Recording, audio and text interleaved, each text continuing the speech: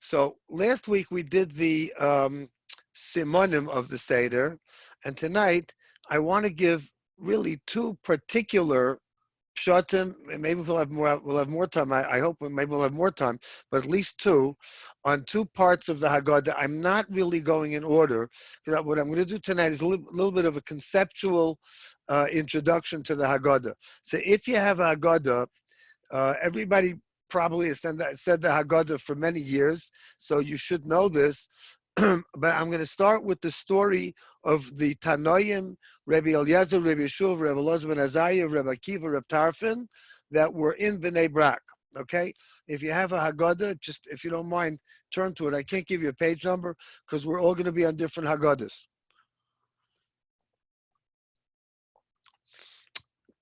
So the story is with Rabbi Eliezer, Rabbi Yeshua, Rabbi Elazar ben Azariah, Rabbi Akiva, Rabbi Tarfon, five Tanoim that were all sitting in Bnei Brak. So there's a famous question, it's a double question. Why weren't they home? Good question, right? We're all at home, and we're probably staying home. And second of all, why were they in Bnei Brak? So the kasha of why weren't they at home is the biggest kasha is on Rabbi Eliezer. Why Rabbi Eliezer? Because Rabbi Eliezer used to say, the Gemara tells us,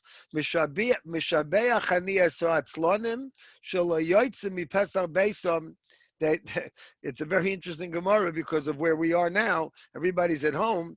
That I praise the lazy. Now we happen to be at home now not because we're lazy, we're stuck. But Rabbi Eliezer used to say that, and he was the Rav of a place called Pekian, apparently. So he said it's good not to leave home for Pesach. Stay home. Don't go to a program. Don't go to your mother-in-law. Don't go to your son-in-law. Stay home. So the kasha over here is a very famous kasha. Every one of them, except for Rabbi Akiva, were not home.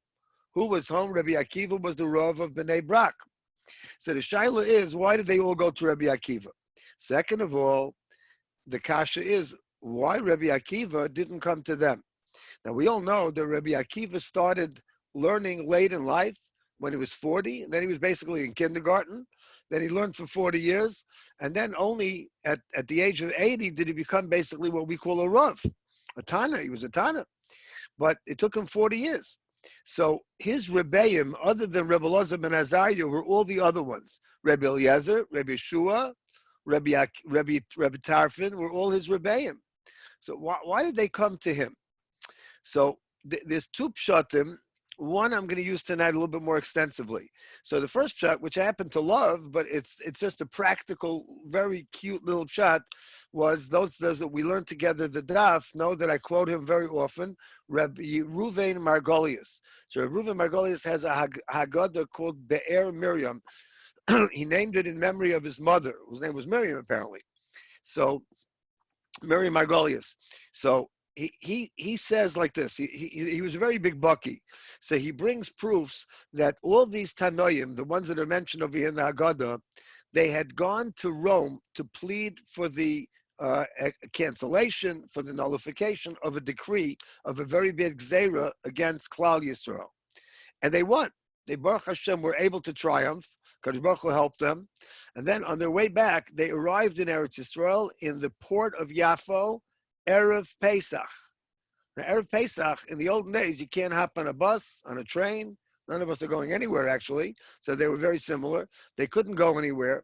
And the closest really Yiddish city, in those days, Yafo was not a really particularly religious city. You know, in our day, by the way, our day meaning, I'm sorry, but 1920s, 1930s, Rav Kook Zatzal was the Rav of Yafo. In fact, many people used to call him the Yafo Rav.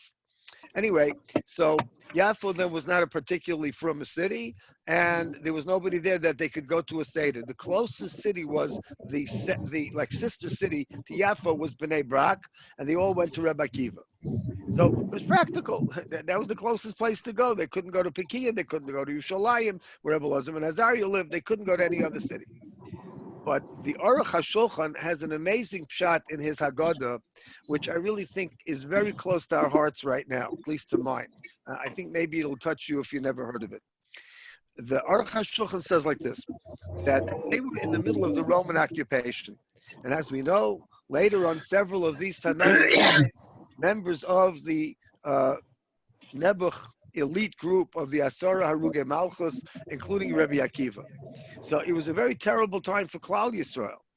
Now it's a terrible time for the world.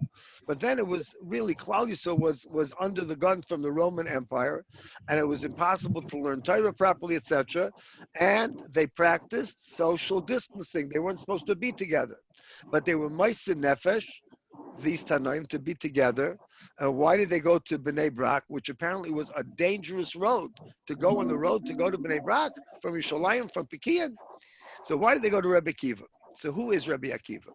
Rebbe Akiva was the one that when the rock was penetrated by the water, he was watching, and he saw that drip, drip, drip, the rock was broken by the water and it penetrated. So he said very famously, it's a Medrash and a Gemara, that Rebbe Akiva said, take a look. If this rock, which is harder than my head's difficult, but it's not a rock. And water, well, water is not as powerful as Torah. And the water penetrated the rock. Kal v'chaimer, that the Torah can penetrate my brain. And that's when, right after that, his wife Rachel, who was a tremendous tzaddikus, said, okay, you should go learn. And he went to learn for 12 years, then another 12 years, whole story, right? So meanwhile, Rabbi Akiva was the one that was able to see in the darkness, he was able to see the light. But there's other stories with Rabbi Akiva when he was able to see the light in the darkness. And let's just take a moment for a Gemara that we're all familiar with. Sorry, I've been talking all day, so you'll have to forgive me. I'll take a drink once in a while. So at the end of Makkas, so the famous story that Rabbi Akiva and all of these Tanoim saw the Churban Beis HaMikdash, the aftermath of the Churban Beis HaMikdash, and they cried and he laughed, and they asked him, why are you laughing? He said, why are you crying? They said, we're crying because of the Churban. So he said, that's why I'm laughing. What are you laughing about the Churban? So anyway, everybody knows the end of the story, that he explained to them. I'm sorry, should I maybe everybody can mute if you don't mind, because some people are having some background noise. I love background noise, Kindle, whatever it is, but if you can mute it, that would be great. Anyway, later on we'll take questions, and especially questions and answers by the halacha, and I'll give you a couple of minutes for questions and answers about the Haggadah as well towards the end. So anyway, so Rabbi Akiva was the one that was able to see, even in the darkness of the Churban, he was able to see the light at the end of the tunnel, and that's why the same Tanaim went to Rabbi Akiva. They had a difficult time. They wanted to see that there's going to be an end to this terrible darkness. So I thought that this is a section of the Haggadah that, I mean, I hope Be'ezer Hashem Yisborach will be better by the time that the Seder rolls around. Who knows? Many of us, including me, are going to still be in quarantine. I got into quarantine twice. We were affected twice. So my quarantine ends, I believe it's the first day of Pesach or something like that. So we're going to have to talk about, you'll find out about the Shabbos HaGadol Drasha. We'll have a Shabbos HaGadol Drasha a little bit like we're doing now on Zoom. But whatever it is, we are all in a matzav where we're in a state of darkness. There are many people that still need a refuah shlema. I just want to mention again, Yisachar Chaim Ben Esther Malka. He had the Chaim added, which is always a sign that things were not good. Now they're better, Baruch Hashem, a little bit. Maybe you should hope they should continue to get better. He should have a refuah shlema, B'sarch Shar Chayla Yisrael. So in any case, so they went to Rabbi Akiva. So the entire Lanias Daiti, it seems to me, that the entire Haggadah goes like this. And let me give you a little bit of a proof for a moment. There are two halachos about the Haggadah. We're supposed to go we're supposed to go from bad to good, and the Gemara uses a number of expressions for this, but one of them is from Avdus to Cherus, and one of them is from Avodah Zarah to being the Banim Lashem Elokeichem. So what does this mean? That when we go from bad to good, so there's the spiritual and the physical. The physical is first we were slaves and then we were free, and the Haggadah does both. The Gemara says that there's a machlekes which it is, and the answer is we do both. And we also go from bad to good. So we will go from Gnus to Shevach. What is Gnus to Shevach? When mitchila oivdei avodah zarah hayu avisteinu. So who is Avicenus? I've mentioned this a little bit. I want to go into it a drop more. So if anybody is on and is listening, is watching, um, there's an interesting machlokes between the Brisker Rav and the Lubavitcher Rebbe, except that each of them didn't know, but now we know what they each said. Each of them did not know what the other one said. I don't think the Brisker Rav could not have known about Lubavitcher Rebbe. He was before this Rebbe, but the Rebbe might have known about the Brisker Rav. Brisker Rav says that the Rambam Paskins in the beginning of Hilchos Avodah Zarah, he tells the story about Avram and Terach, and he says that they were all worshiping idols. V'hu avad imahem. He served with them. So the question is, how did the Rambam know? I mean, how do you dare say this about Avram Avinu? There was an Oved Avodah Zarah. So the answer is the Haggadah, because the Haggadah says that Mitchilu Ovdei Avodah Zarah Hoyu Aviseinu. That's the Maskul Bignus. That's when we start with the bad, and the bad means the spiritual bad is that we're Ovdei Avodah Zarah. Who's Aviseinu? So the Brisker Rav says Aviseinu is Avram Avinu. That's where that's where the Rambam got it from. That even as a little child, he worshipped with his father. He didn't know any better. Then later, when he became the big tzaddik, the father of our nation, Avram Avinu. Lubavitcher Rebbe disagrees. He holds that Mitchilu Ovdei Avodah Zarah Hoyu Aviseinu was Terach. So the Brisker Rav, not knowing about Lubavitcher Rebbe, says maybe it's Terach. He says can't be, because nobody ever said Terach Avinu. Right? Nobody, even the worst guy, never said Terach Avinu. Avram, Yitzchak, Yaakov, Avram Avinu, Yitzchak Avinu, Yaakov Avinu, nobody ever said Terach Avinu. So we see that the Haggadah, by its nature, goes from bad to good. That's what the Mishnah says in Arvei Psachim. Mitchil Avodah Zarah Aviseinu was the spiritual, and when we were Avodah Mayinu, that's the physical. So now when we go back to Rabbi Akiva says, let's use this idea. No matter what condition we're in, if it's Corona, COVID-19, whatever you want to call it. But Nebuch, people are sick, people are dying. They should hope that everybody should have a refuah shalema. But there's already very, very wonderful people, neshamas, heilige neshamas that passed away. Should remember them at this moment. So they should all have a refuah shalema, and we should all, Mitzvah Hashem, get through this whole and complete and be able to daven and Yom Tov properly and have a seder and eat matzah properly. So Rabbi Akiva was certainly, and they were all in the same boat. So now let's just give if you don't mind, aim based medrash b'li chiddush. This is our base medrash over here with the Zoom based medrash. So I'll tell you a little bit of a chiddush that I thought of.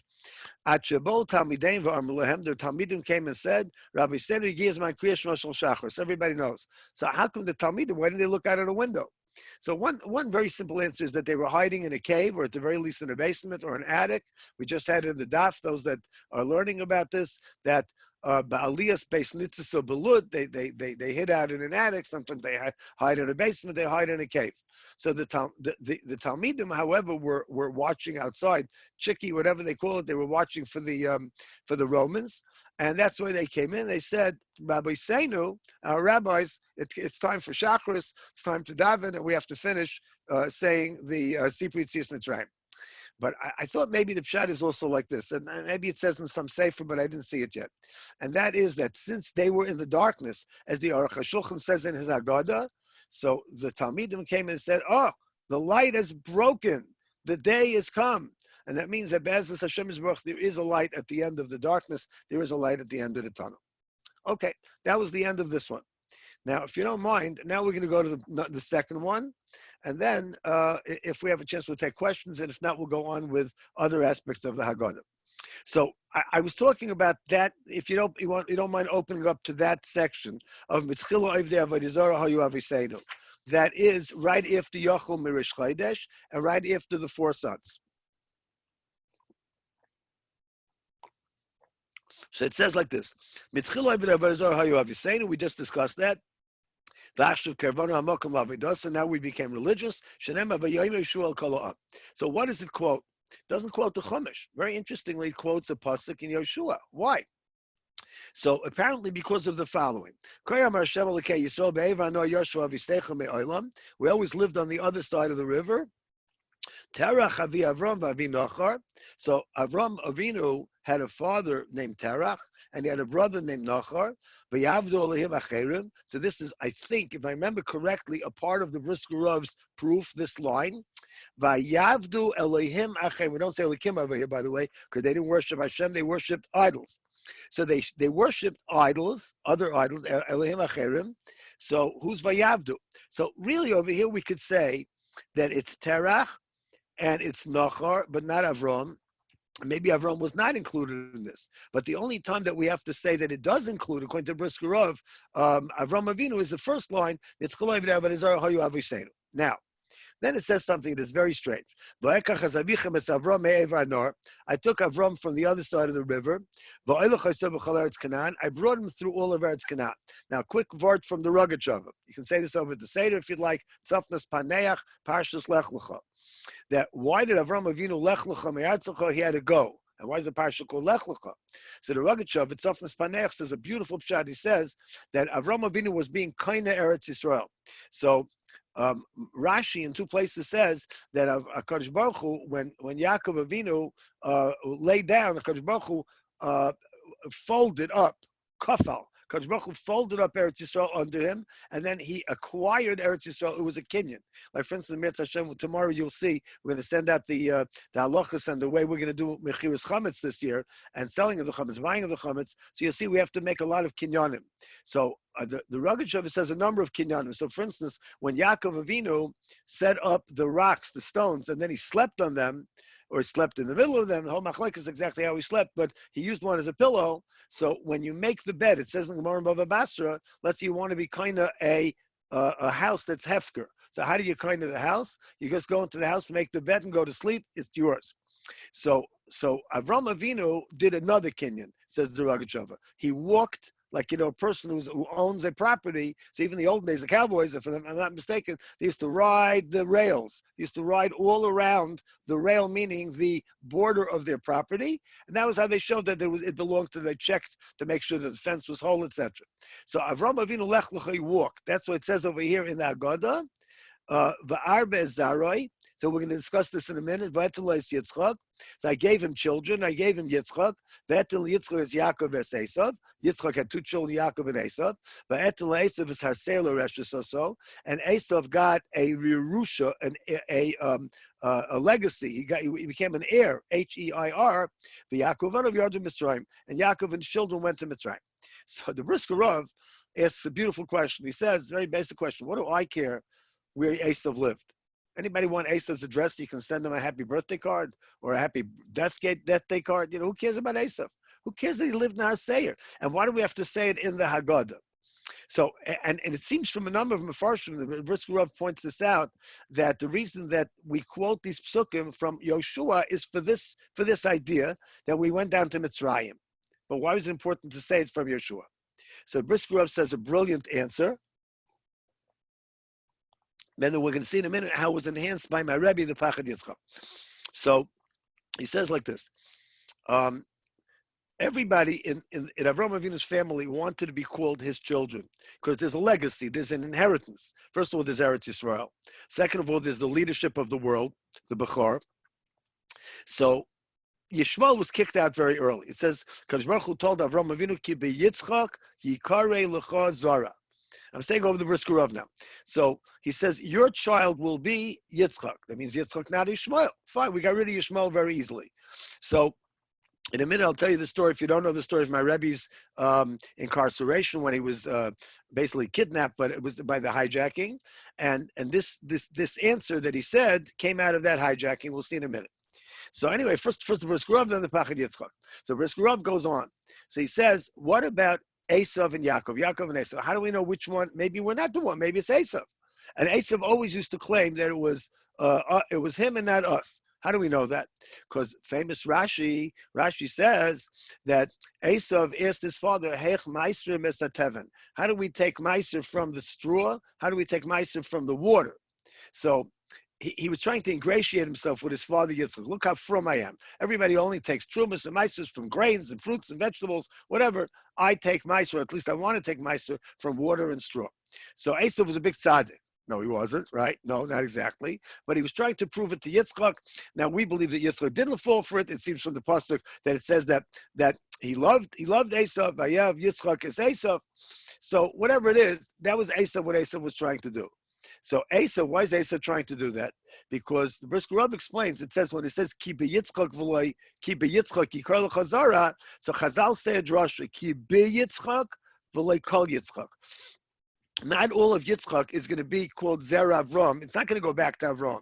Only one. Which one? So the Rambam says, Malamed Shehu Levadoi, he's talking about Yaakov Avinu, you and me.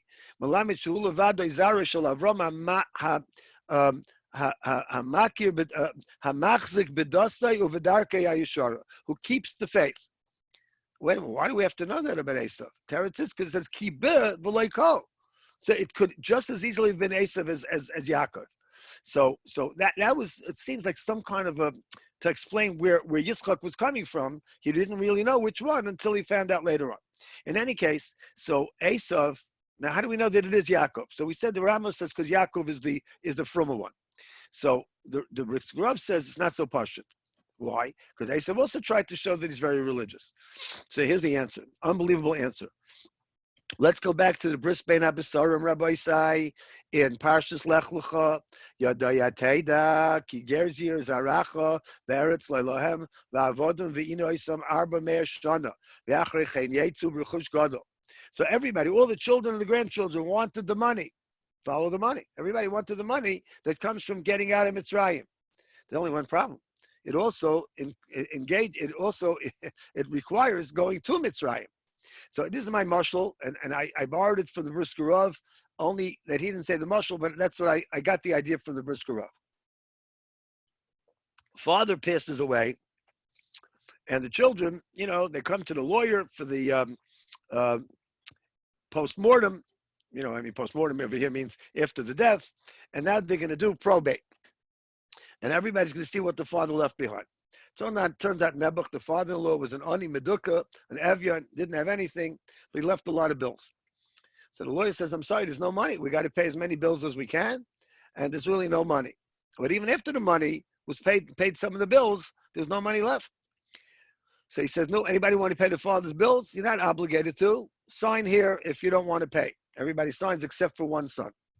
So the one son says, Tati was very nice to us. He tried to be a good father. He tried his best. He didn't have any money, but he was a good father. And besides, he was a father. It doesn't matter. Kibbut Av is by life and Achrei Maisa. You have to say Kaddish, yard site. So I'm going to try to pay the bills. I'm going to sign on. And it might take me a year, it might take me 20 years, but I'll pay all the bills. No. What happens? They start going through the papers, more bills, more bills, more bills. Ooh, Kaval, look at that. There's one stock. What happened? The father bought Microsoft when it was cheap. He was a smart guy. He bought a ton of Microsoft, $1,000 worth of Microsoft when it was a penny stock. I don't know if it was every penny stock, but it was a very cheap stock. Now they're all rich. So now everybody wants a chelik of the Yerusha. So the lawyer says, guys, you signed on that you don't want to be heirs. You don't want to be Yarshim, because if you're a Yerush, you have a responsibility. That's what we say to Esav, Rabbi Isai at the Seder. You retired. You went down to Har Esav. Not Har, it's called Har Esav sometimes, but it's called over here Har Seir. La Reshus, I say, that's your Yerusha. So the Brisker Rab says something brilliant. He got his Yerusha already. That's it. Because he didn't want to go down to Mitzrayim. In a sense, who can blame him? Yaakov was a tzaddik, and the Shvatim were tzaddikim. We said, we're going to go pay the price of the Parshas Lech Lecha, of the Bris Bein HaBesarim, and come with me. If we get the Rechush Gadol, fine. If not, we're paying what the father, what Avram Avinu, what he committed to. Now we come, if you don't mind, we'll tell the story. You can tell the story at the Seder if you want, of my Rebbe's own worst moments when he was hijacked. What happened was in 1970, my Rebbe was on this airplane.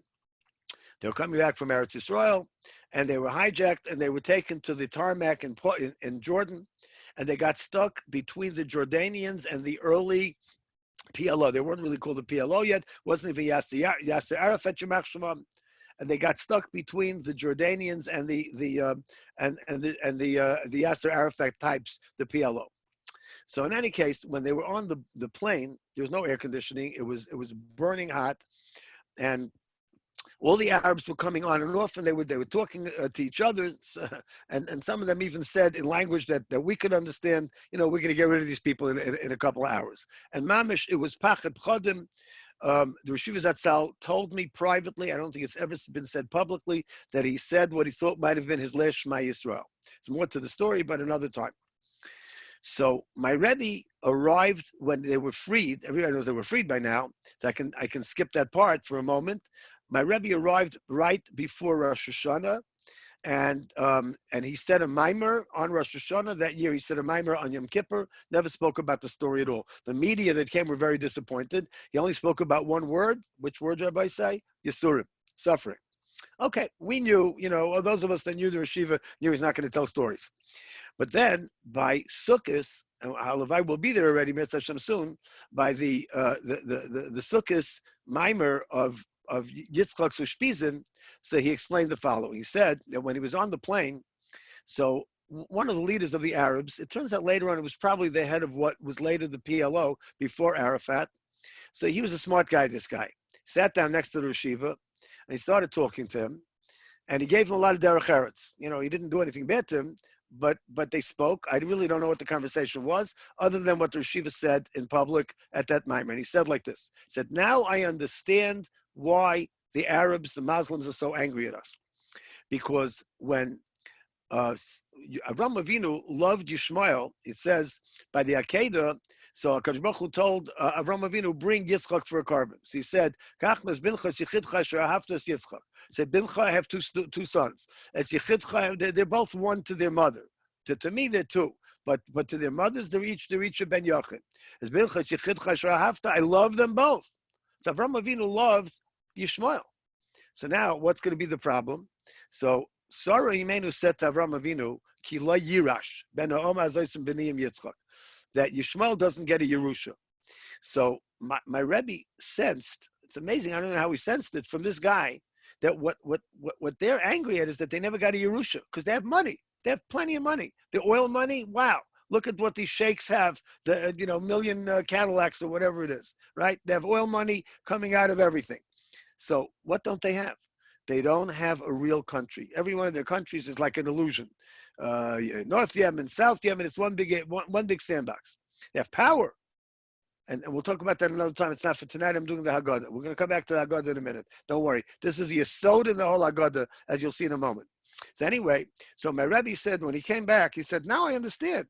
Because Sarah Imenu said, Ki lo yirash ben ha'om azoysim b'niyim Yitzchak, and HaKadosh Baruch Hu ratified Sarah as being right. I don't know if any ladies are listening, but you can tell the ladies, they're always right? Yes, dear, you're always right. But over here, she was right. Sarah Imenu, and HaKadosh Baruch Hu told Avram Avinu, Kol asher taimei alecha Sarah, Shema b'Kaila, she's right. No Yerusha for Yishmael. But who did get a Yerusha? Look at this. Esav. What was the pasuk saying? He got his Yerusha. And what do? V'Yaakov Avanav Yardu Mitzrayim. We went down to Mitzrayim. The Gerson some Haggadah says Mitzrayim. We went down to Mitzrayim. So the whole Haggadah, Rabbi Say, is about our rights to Eretz Yisrael. And that's what it ends with at the end of the Haggadah, L'shana B'Av Yerushalayim. Let's just say a little bit of it right now for a moment if you have your Haggadah.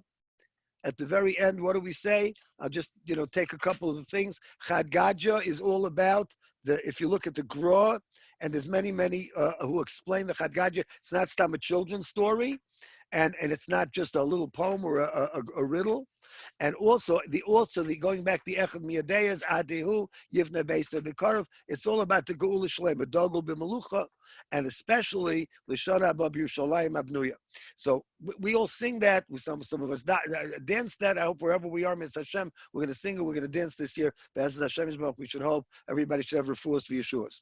So that's really what happens over here. Rabbi, why do we say it so fast then if it's so important? Say what fast? What do we say fast? Haggadah. I don't know by you. I mean, everybody's tired.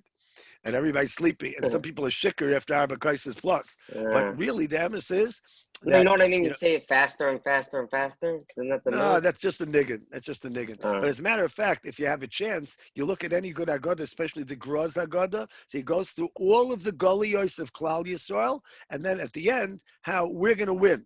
Who are we going to win over? So one of the people we're going to win over is Esav, and the other one is Yishmael, our two cardinal enemies. Two mortal enemies also, by the way. So anyway, so it's a good kasha. What you're asking is a good kasha. So anyway, this is the Yaakov Abban of Yordan Mitzrayim. So when we say in the Haggadah, and I'm just going to add a little something to this from Rav Sternbuch's Haggadah. Rav Sternbuch has two Haggadahs, but mainly one. It's called Tam Vadas. I'm going to hold it up. Anybody can see it. It's hard to see probably, right? Oh, here, maybe you can see it. No, right here. Tam Vadas. Probably backwards, right? I don't know. Anyway, so this Rav Sternbuch is the author of the famous Moedim Zmanim, the Tshuvas Van Hogus. He's the Rav of the Eda Charedis, Rav Avbezn, Ravid, and this is his Agoda. So he writes a very, very interesting thing by we'll go B'li I'm going to try to see if I can fit in another night if you'd like, so we don't just do Mondays. But I don't know when yet. You'll find out. But as of now, the next one is next Monday, Mitzvah Hashem. But in Holach Ma'anya, so we say Holach Mandi Acholo Avasana Ba'arad Mitzrayim. This is the bread of poverty that our ancestors ate in Eretz Mitzrayim. So he says like this. I'm going to read just a drop because it fits into everything that we were saying. So he says like this: Anu maskirim es ha'ovar sheni avodim lefnei kigimel alfei shana. Anybody that's writing, it's always 3,000 years. Now it's 3,300 plus years. And that we're going to be in Eretz Yisrael. That's what we say over here. We're going to be free. And Mitzvah Hashem, we're going to be free of Corona also, Be'ez Hashem is Baruch. It's a part of the Pesach. So he says like this. That's what this is the Akdama for the Seder. And he says as follows. This is when we became a nation. שמזכיר בליל הגאולה לפסח, ואנו שאין אנו כאומות העולם שמצרים לעצמם את אבותיהם, שהיו פרועים ואנשי בר ולא ידעו. So he said all the other nations, they talk about their ancestors like they're a bunch of, you know, what does evolution say? Monkeys, apes, and orangutans. It says, Uludaitum, hem nutokim hem shehem miskadmin, vetzlenu ba'am yisrael lehepach. What are we saying in Olach Ma'anya? Unbelievable. And if you want to get this story firsthand, of course, you have to go to Rabbi Kamenetsky. This I'm talking right now, Rabbi Mordechai. He'll tell you that his father was there, Rabbi Binyamin Zatzal, by this story with Rabbi Yankiv. And we're going to just tell the story briefly. It's a Gavaldig Seder story, but according to Rav Sternbuch, it fits in. He doesn't bring the story. I'm just bringing the story. But it fits in right with Olach Ma'anya. So what happened was, Rabbi Yankiv Kamenetsky Zatzal was sitting with a member of the Knesset. I don't remember his name right now. Rabbi Kamenetsky always remembers the name, but he heard it a million times from his father. So, and I only heard it once from his father, but I heard it from many other people, including Reb Mordechai, that they were sitting there and they were on the plane for like 10, 11 hours together. So this man was not a religious man, nice man, very, very dignified man, but not a religious man. And Reb Yankiv. So Reb Yankiv was there with Reb Binyamin and with some of Reb Binyamin's children. So Reb Binyamin and the grandchildren kept taking care of Reb Yankiv. And they kept coming over, Zaidi this, Tati this, Tati that. Nobody even bothered with this member of the Knesset, a very important guy for the entire trip. So finally he says to Rabbi Kamenetsky, he says to Reb Yankiv, says, you know, Rabbi, I think they were talking to Vrit, if I'm not mistaken. But anyway, he said, look, Rabbi, I want to ask you a question. We had a lot of debates over these 10, 11 hours. I didn't win. You didn't win. You didn't convince me. I didn't convince you. But one thing I see that you're right about. Somehow you were mechanech, you educated and you trained your children to be respectful for you. And me, I don't know, what's that expression? I don't get any respect. I don't get no respect. Whatever, something like that. So somebody once said that, as a comedian, I think, right? He didn't get any respect. What's the shot? So Rabbi Yankiv told him like this. He said, I want to ask you a question. You know, somewhere along the way during the last 10 hours, so one of the fights that we had, I should say fights, they probably had just dialogue, but I discovered that you believe in evolution. I don't believe in evolution. He said like this. You believe that you came from apes, from, that kind of a background. And we believe that we came from Avram, Yitzchak, Yaakov. They were all greater than us. Moshe Rabbeinu was greater than us. he said the truth is like this: that my children give me respect because I'm one step closer to Har Sinai, where we all got the Torah. Your children and grandchildren give you no respect because you're one step closer to an ape. So, Parkert, you should give them respect if you're right and they're right. That was what Rabbi Yankov told the man. And this is exactly what Rav Sternbuch says that we say at the beginning of the Haggadah. How are we different than the rest of the world? Because we say, who ate this bread? We don't say Stam Klal Yisrael. Our ancestors, the Achlu Avasana, because there's room for here. If you don't mind, I'm going to add something of my own. And by the way, this is something you should do yourself also. There's a special mitzvah, Ein Beis Medrash B'li Chiddush, and in a certain sense, the Haggadah is also, you can't not be Mechadish. And you should be Mechadish. You should say new things. If you don't mind, I'm going to add to what Rosh Sternbuch and what all the people that we spoke about tonight said. And that is the following. There's room to say that we could get a little bit arrogant and say we were better than our ancestors. Number one, so they got stuck in Mitzrayim. I don't know. We didn't get sent down to Mitzrayim. Maybe we're better than them. Maybe they did something terrible to get sent down to Mitzrayim. Number two, we do know from the Arizal that they were in Mem Teshari Tumah, the 49th level of defilement of Tumah. And are we? Well, maybe we are. Maybe we're not. But there would be room for us to look at them down. So the answer is no. They became the Dor Deya. Now let's assume the worst, that they were in Mem Teshari Tumah, they were terrible, they were lowly, etc., etc. But what did they do? They pulled themselves up by their bootstraps, and they worked through the Sphira 49 days, and with the help of Hashem, they became the people that were on the level of, first of all, Kriyas Yamsuf, before Matan Torah, Rasa Shivchal Hayom Asherot Loira Yecheskel Ben Buzi. They all became Nevi'im, and second of all, Matan Torah, they were all Nevi'im. Now, they weren't perfect. They made the Egel afterwards, of course. That was a mistake. The Kuzari says it was just a mistake. It wasn't such an Aveira. But let's say it was an Aveira, and we're all getting punished for it. It says, B'yan pocket pakadati. We're all getting punished for it a little bit. But they were very great people. And that's what we say. Let's go back to the word again. Halach ma'anya diacholo avasana. And now I'll just finish what Rosh Sternbuch says. We are connected to our past. Halavai, we were like our ancestors. And they are still teaching us. How are they teaching us? Obviously through Mishnah, Gemara, and of course the Haggadah. So one of the things that the Haggadah is a connection to every one of our Avis, to the Imohais. We'll do a lot of this Mitzvah Hashem over the next couple of nights. I'm thinking, Belineda, I'm just subject to so many of these rabbinic conferences and with doctors and everybody. It's very, very important, but it was hard for me to schedule. Would the Olam like to not wait till Monday? Would you like to do a little bit more Haggadah since we're all home? Anybody want to chime in? Yeah, the more the better. Yes. The more the better. Whatever I love gets it. me away from house chores and. Oh yeah, okay. And No, really, for sure, more the better. Okay, fine. All right, got it. Okay, good. So let's try for 8:15 Thursday. We'll make this an 8:15 shear. Belina the 8:15 Thursday. Okay, I don't think I can do it till Thursday. So we'll do Thursday, then we'll do again Monday again. Maybe next week we'll do even more. Okay, so let's learn a little bit more because at Mirz Hashem at 9 o'clock we do halacha. Everybody's welcome to stay for halacha, but I won't be offended. I'm going to give like a 2-minute break at 8:58 Mirz Hashem so that I can start at 9 o'clock. And I just want to finish this thing that we were just doing. So we say. When we say this, we say Kol dichvin yesev v'yechol. Anybody that's hungry should come and eat. Kol ditzuk yesev v'yifsach.